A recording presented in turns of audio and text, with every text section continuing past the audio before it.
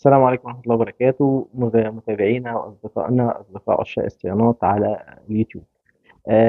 طبعا احنا كلنا بنبقى يعني عاوزين نوفر شوية، نقلل شوية من ثمن التكلفة بتاع الصيانة بتاع العربية وكده. فطبعا بيبقى عندنا حاجات زي مستهلكات بنغيرها يعني كل فترة وكده، بتبقى زي مثلا تيل الفرامل. طبعا كلنا بنتجه ان احنا عاوزين التيل ده بيتاكل كتير مش مهم الطنابير وكده، فبنروح نجيب تيل يكون مش اصلي، ممكن يبقى درجه ثالثه درجه رابعه، او ان احنا ممكن نقول لا احنا هنخاف على الطنابير وكده، فاحنا هنجيب التيل الاصلي ومشكله تمام.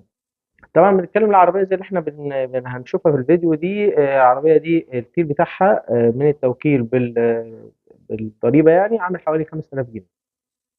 انا كنت جبته قبل كده زي ما وريتكم كده في الصور اللي هتشوفوها يعني. التيل ده انا كنت جايبه من حوالي 3 سنين، كان ب 1500 جنيه الاصلي. طيب التيل الاصلي بيفرق عن التيل اللي مش اصلي او الدرجه الثانيه، بيفرق في حاجه يعني بسيطه ومهمه.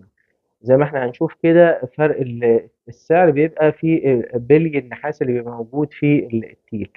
البلي ده بيحافظ على الطنابير، بيحافظ كمان على ان هو بيشتغل في درجات الحراره العاليه. كمان اداؤه بيبقى كويس في الفرامل. طب التيل اللي هو اللي انا جبته ده وهتشوفوه برده في الفيديو، التيل ده عامل وقت تسجيل الفيديو 3300 جنيه. التيل ده المفروض ان هو بيتباع على انه اصلي، واللي بيبيعه فاكر ان هو بيبيع الاصلي. ولما سالت تشات جي بي تي قال لي ده الاصلي موجود في محلات ممكن تجيبه من بره التوكيل. فطبعا مشكور الراجل، انا فهمته ان ده مش التيل الاصلي. التيل الاصلي بيبقى بلي نحاس، وده اللي بيغلي ثمنه. البلي الحديد بيبقى اداؤه برضه مش وحش، بس بيبقى مشكلته في ان هو ما بيستحملش الحراره العاليه، او ما بيأديش كويس في لو انت بتستخدم العربيه باداء رياضي شويه. التيل ده مش هيبقى كويس معاك. بس اداؤه لحد دلوقتي بعد اثناء تسجيل الفيديو ده، انا استعملته دلوقتي حوالي اسبوع، شغال كويس جدا مش وحش ويمسك فرامل كويس، وطبع يعني طبع بسرعه جدا على الطنابير. طبعا احنا نبقى ان شاء الله يعني بعد ما يستهلك هنشوف برضو استهلك في مسافات كيلومترات قد ايه، طبعا مش بالوقت ده بالكيلومتر.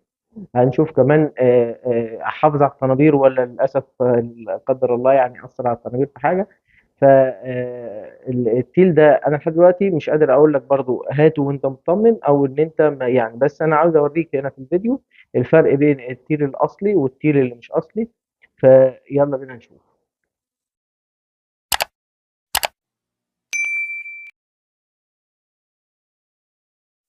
السلام عليكم ورحمة الله وبركاته مرة تانية. بصوا كده، احنا دلوقتي ده التيل ودي علبته.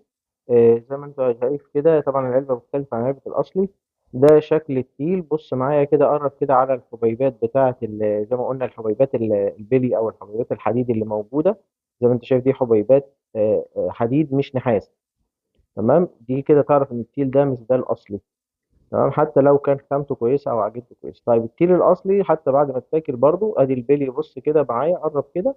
شايف دي كده ايه؟ بلي نحاس. يبقى البلي النحاس ده موجود في عجينه الايه؟ التيل نفسه. موجود من اول التيل ما هو لسه جديد يعني. شوف حتى كل ما يتاكل البلي موجود جواه في العجينه برضه زي ما انت شايف كده.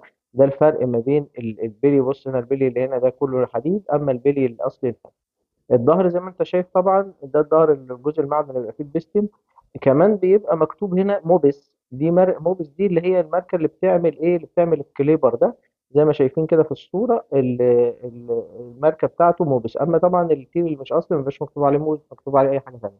طبعا هندايا اوكي دي بتبقى مختومه الناحيه الثانيه دي على التيلين. دي مش اثبات ان ده الاصل، بس الاصل بيبقى موبس نفس ماركه الايه؟ الكليبر زي ما قلنا. طبعا زي ما انت شايف كده ده كمان حتى حساس التآكل بيبقى شايف هنا حديدة كبيرة قوي، وهنا بتبقى حديدة صغيرة. شكل التيل طبعا الجديد مختلف عن القديم. ده الجزء اللي بيركب ناحية البستم. خد بالك وانت بتركب بيبقى فيه جزء فيه ظهر معدن، ده بيبقى ناحية البستم، بيركب زي ما انت شايف كده. الجزء اللي هو بيبقى ظهره ما فيهوش معدن بيركب الناحية التانية. تمام. اهلا بكم من جديد. في نوع، في حاجه تانية كمان، الذنب بتاعه او النهايه بتاعته اللي بتبقى في السوسته الاصل بتبقى محمله كبيره، اما المش اصليه بتبقى صغيره. حتى لو جيت خدت بالك السوسته الاصليه مع التيل اللي هو مش اصلي هتلاقي واسع.